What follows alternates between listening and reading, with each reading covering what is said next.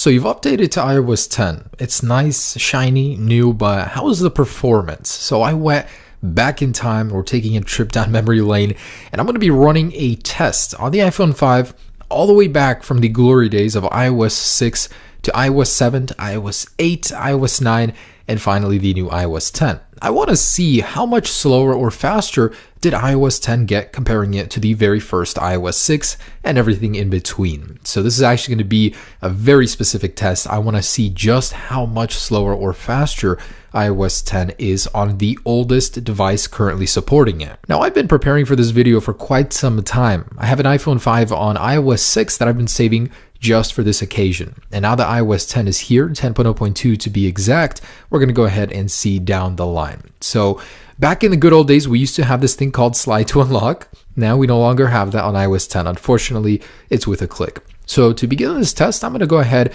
and show you guys that the respective firmwares on these devices are in their iOS 5, 6, 7, 8, and 9 categories. They're just not the very first or last firmwares. I mean, they're in between 6.0.1, 7.1.2, 8.2, 9.3.5, and 10.0.2. So we're going to begin with a startup test. This is pretty much to see just how long it takes to go ahead and turn these devices on and load all of the basic settings. So while this is powering on, I just want to take a moment to say I love making these kind of videos. They are extremely difficult to make, but so worth it. They put things into perspective. And 5 years ago, we were running iOS 6 with that skeuomorphic design. I miss it so much. And now we've got such a flat, different design. I mean, it's definitely an evolution, but you gotta miss the good old days. So I'm very happy to say that first place goes to iOS 6. That iPhone 5 and iOS 6 is such a gem, followed by iOS 7, which at the time actually seemed kind of slow. Now look at it in second place, followed by iOS 8 in third place.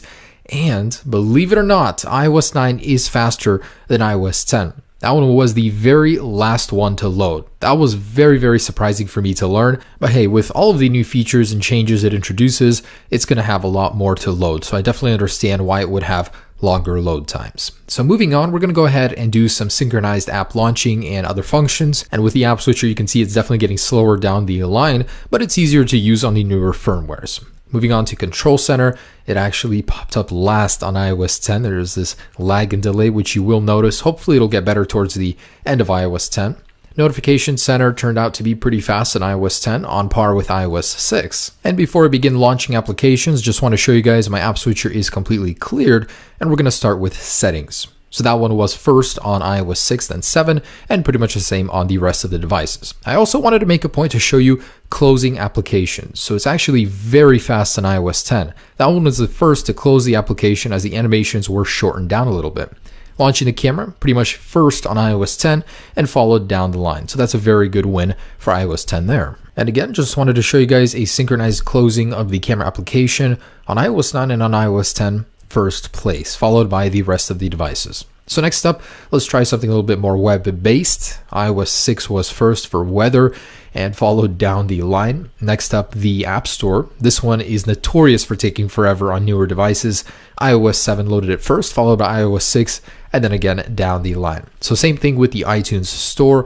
I know we don't open this one often, but iOS 6 did load that one the first again, followed down the line with iOS 8 in last place. Now let's try some fundamentals, starting with the messages. iOS 6 was first and iOS 10 was last here. Phone application, same deal. iOS 10 was in one of the last places with iOS 6 loading it instantly.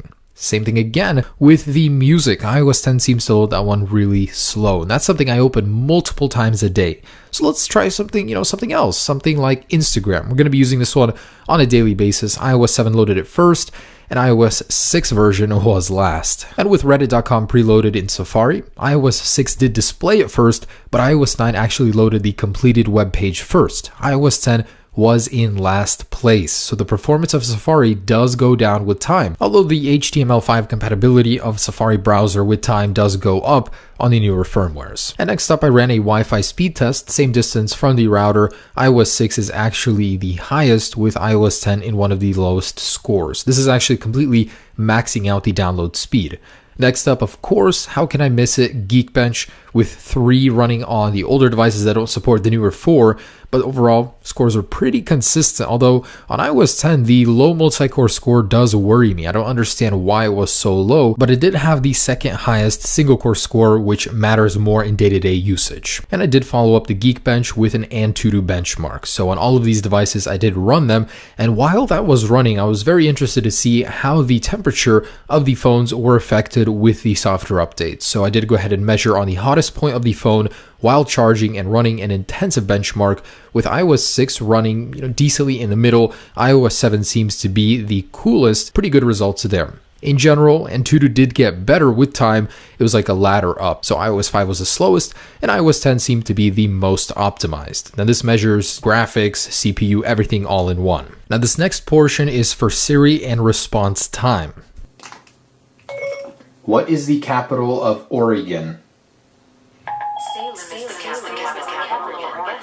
iOS 6 is abysmally slow when it comes to getting responses from Siri. Would not want to be using that on a daily basis. What is 10 times 10? The answer is 100. Let me check that.